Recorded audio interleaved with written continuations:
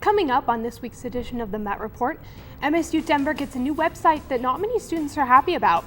And a new building here on campus gets a grand opening.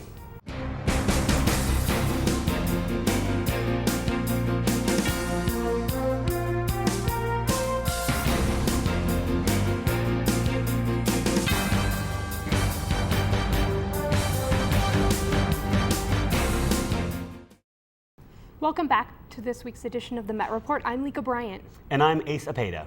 Now we have some breaking news. There's a standoff at a Radio Shack. The Radio Shack is located on East Colfax, and it appears to be a hostage situation. The Met Report will keep you updated. Boy, I can't believe that that's happening. That's pretty tragic. Metro State has gone through a lot of changes this past couple of years, and one big change is the new Student Success Building, and now it's open for business. Peter Aragon has more. The new Student Success Building is one of many different things changing here at Metro. In fact, back in April, Governor Hickenlooper signed the bill changing Metro to university right here in this building. Well, now this building is getting its own grand opening. Is it a great day to be a Roadrunner? There's a new look to Metro State with a new name and a new building, and President Jordan gives all the credit to the students. There were just many people who made the Student Success Building possible. And of course, it all began with the students who voted in 2009 to fund it. Many of Metro's students came out for this event getting the new MSU Denver gear. But this event was all about the Student Success Building, a place that Metro can call its own on their Auraria campus. It's a big symbol of pride. We now have a real home on this campus. And when students say, where do you go to school? They can say Metropolitan State University, and this is a symbol of it. One of the big advantages of the building is how it helps out first-year students coming here to MSU Denver. And we also have the First Year Success program housed here, so I think that gives freshmen a sense of community, to have one building where they can have all of their first-year classes and get to know each other and really feel like they're part of the community here at MSU Denver. Before the ribbon was cut, the crowd was treated to the dancing of Assistant Athletic Director for Marketing, John Kitzman. Okay, never mind. Let's get back to that ribbon cutting.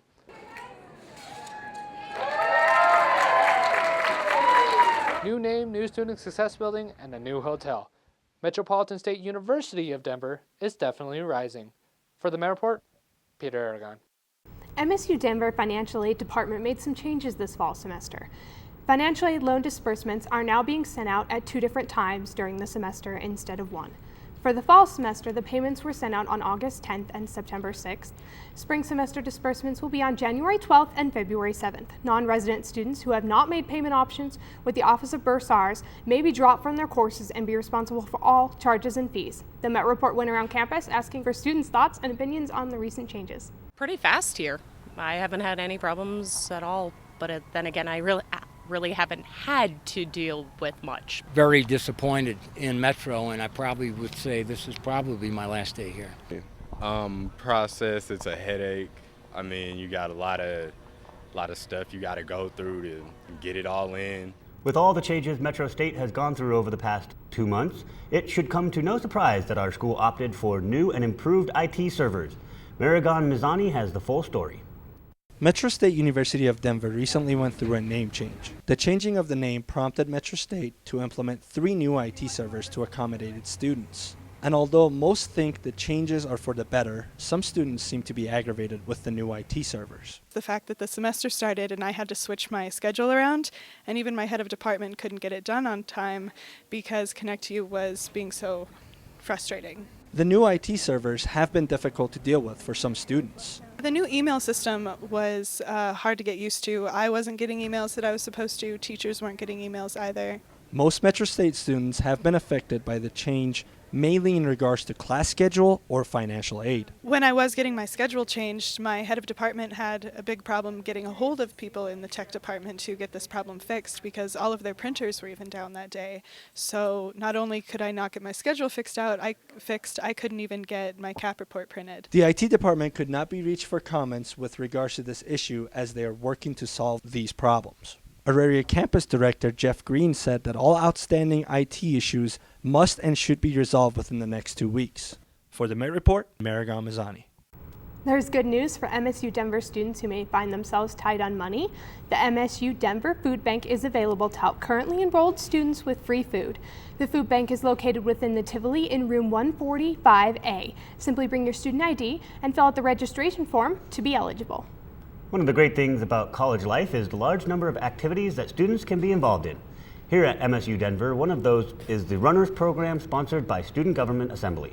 The Runners Program is currently looking for student volunteers, and it's a great way to get involved and help bring awareness to campus life and news.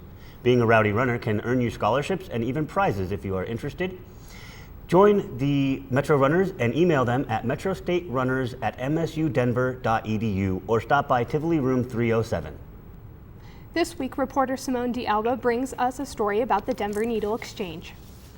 Denver's Needle Exchange program is providing a safe place for drug users to get clean supplies. However, it's not without its controversy. The Colorado AIDS Project is a legal entity that receives government-sponsored funding. So Needle Exchange is a program designed for people who inject drugs, so people who have a history injecting heroin or meth mostly is what we see around here. And they come here, they can bring us their used syringes or their used sharps, and we'll give them brand new sterile ones. Often users request 50 to 100 syringes at a time. It is a little weird, even for me to think about, giving people who are drug addicts free material to shoot up. But it's like a lot of things in medicine or in society, it's a difficult decision. Although the clinic has made efforts to keep itself discreet, it lies 4 blocks from a local preschool, giving critics more to complain about. Critics say that the program enables drug users. I realize that they are controversial because it seems like we're just helping drug addicts get their drugs. But in reality, I look at drug addiction in the medical model paradigm, which is that drug addiction is just like any disease that somebody gets. The stigma is going to be the biggest piece that make people not want to talk about it. Advocates argue that first and foremost, the exchange is about preventing AIDS. It never was about promoting sobriety. For the Met Report, Simone D'Alba. Echo Mountain has announced that they have new owners, and those owners have decided to change the format to a skiing and snowboarding complex only. The skiing portion will be focused primarily on ski race training. Those who have purchased summer season passes will receive a full refund. For more information of these changes, please go to www.echomountain.com. Graduation is an exciting time for college students, but before you can walk across the stage, you must turn in your graduation application. Those planning on graduating this fall must turn in their applications by next Friday, September 14th. The application can be found at www.msudenver.edu/registrar/student/graduation evaluation. Well, I am going to be graduating not this semester, but next semester, so it should be exciting. Well, I'm graduating this semester. I already got my application filled out. Well, congratulations. Thank you. Coming up after the break, Metro Sports had a great Labor Day weekend, and Kevin Hall will tell you all about the action. And Kelly Matzner tells us all about everything new in Hollywood.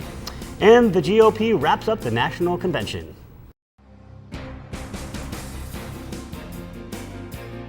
Believe in yourself, realize that anything is possible, keep your eyes on the prize. When you're at your weakest point, grace can rise up and pull you out. So I felt like I was filling a void. Even when I'm faced with difficult situations, I can always find something to smile about. Little simple ways. I mean, there's really lots of things you can plug into.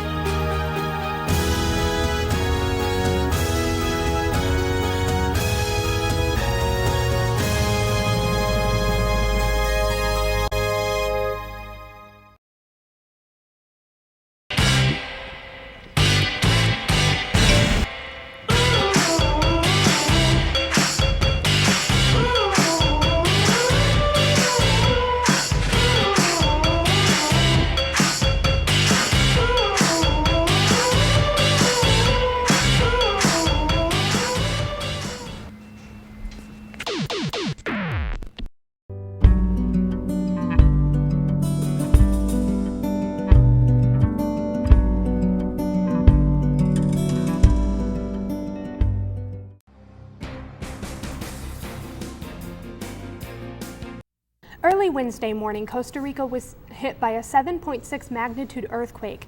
The epicenter was roughly 87 miles west of San Jose. There were 3 aftershocks following the quake, all above 4.0. The earthquake was felt as far away as Panama and Nicaragua. Damage was minimal, however, there was a landslide. It hit the main highway, blocking the capital to the coastal city of Punta Arenas. There was 1 reported death from the quake. Officials were warned of a possible tsunami, and coastal towns were evacuated. The evacuees were allowed to return to their homes by midday Wednesday. Election season is heating up, and the Republican Party has finally chosen their presidential candidate. I take a look at what happened during the Republican National Convention. With less than 2 months until the 2012 general election, the Grand Old Party held their Republican National Convention in Tampa Bay last weekend and finally nominated their candidate to go up against President Obama this November. Mr. Chairman and delegates, I accept your nomination for President of the United States. Former Massachusetts Governor Mitt Romney was able to successfully secure enough delegates to win the nomination, though his triumph was overshadowed by alleged misconduct by the Republican Party. Texas Congressman Ron Paul, who has been growing his support base among Republicans, was not permitted to speak at the convention even though he was still a candidate. This caused ill feelings among his Republican supporters. Yet despite these allegations, the Republican Party managed to pull together and are standing strong behind Mitt Romney and his vice presidential candidate, Wisconsin Congressman Paul Ryan. The convention featured many prominent Republicans, including Speaker of the House John Boehner, New Jersey Governor Chris Christie, Kentucky Congressman and son of Ron Paul, Rand Paul, and even Clint Eastwood made a special appearance. And when somebody does not do the job, we got to let them go. The Romney-Ryan ticket has high hopes of winning the general election, and the Met Report wishes the best of luck to all candidates running for office this coming election. For the Met Report, I'm Apayda. Pop culture icon Kal Penn, also known as Kumar, came to the Auraria campus recently to campaign on behalf of President Obama. Penn spoke about hot topics from women's health care to financial aid and even political mudslinging. The popular actor visited numerous campuses in Colorado, including CU and CSU. The Met Report caught up with Penn, who explained why the Auraria campus was an obvious choice for recruiting volunteers. Auraria is important both to the campaign and to Colorado and to the president. We've actually been here in 2008 quite a bit, and with more than 50 campaign offices in the state. It's been a big focus. I mean, mostly, look, we want to make sure there's so many first-time voters here. A lot of folks that turned 18 and haven't had the chance to register yet. So at the very basic level, we want to make sure that they know how to participate no matter who they vote for in their civic engagement. We also hope they obviously vote for the president. We believe that that's the right direction to take the country in, and so it's a nice chance to sort of have an educational dialogue about what the president's done and what he still wants to do. People follow celebrities all throughout their daily lives, but come November, will they follow them into the voting booth? Met reporter Leah Raflab has more.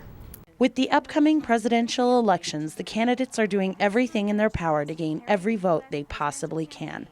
And with the hotbed of topics on this year's agenda, including education, healthcare, immigration, and the economy, it's no wonder people are tuning in and getting involved. But are people's voting decisions being influenced for the right reasons? Over the last few years, presidential elections have seen more and more celebrities in the spotlight.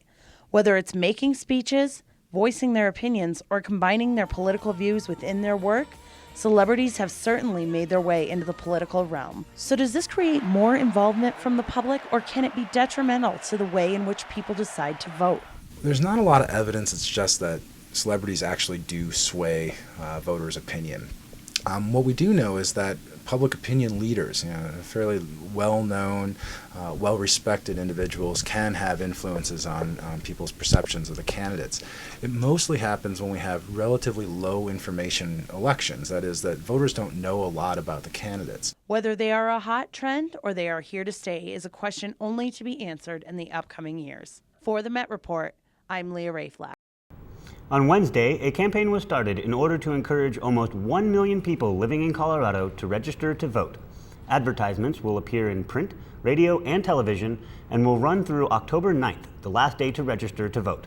Secretary of State Scott Gessler says the campaign is the largest voter registration effort in the history of Colorado, a battleground state. Remember, if you have not registered to vote but would like to before the election, you can go to www.govotecolorado.com to register. Neil Armstrong's recent passing has left many people with the question, how do we honor a man who has changed American history so drastically? Well, Armstrong's family had this to say. For those who may ask what they can do to honor Neil, we have a simple request. Honor his example of service, accomplishment, and modesty, and the next time you walk outside on a clear night and see the moon smiling down at you, think of Neil Armstrong and give him a wink.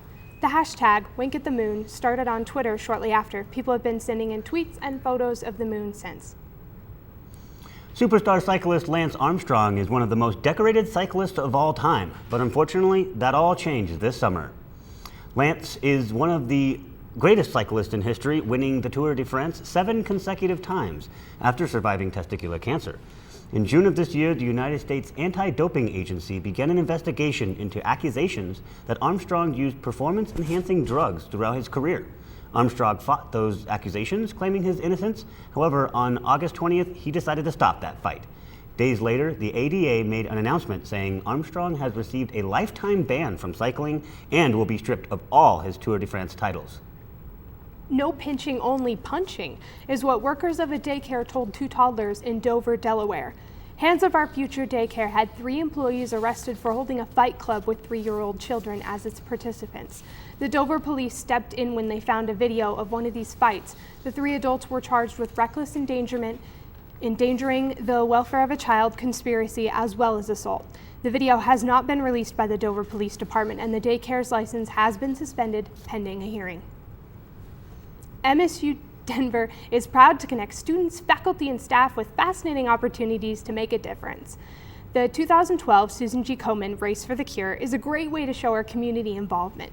The Race for the Cure is held every year, and this year is taking place on October 6th and 7th. You can volunteer to be a part of the MSU Denver staff, help represent our university, and contribute to this worthy cause. For more information, please contact the events coordinator, Jessica Van Dyke, at the Center for Urban Connections located in Tivoli 243. Boy, well, I don't know what those daycare attendants were thinking, forcing those toddlers to fight. That's pretty horrible. So horrible. Definitely. Coming up after the break, Kelly Matzner gets us caught up on everything Hollywood.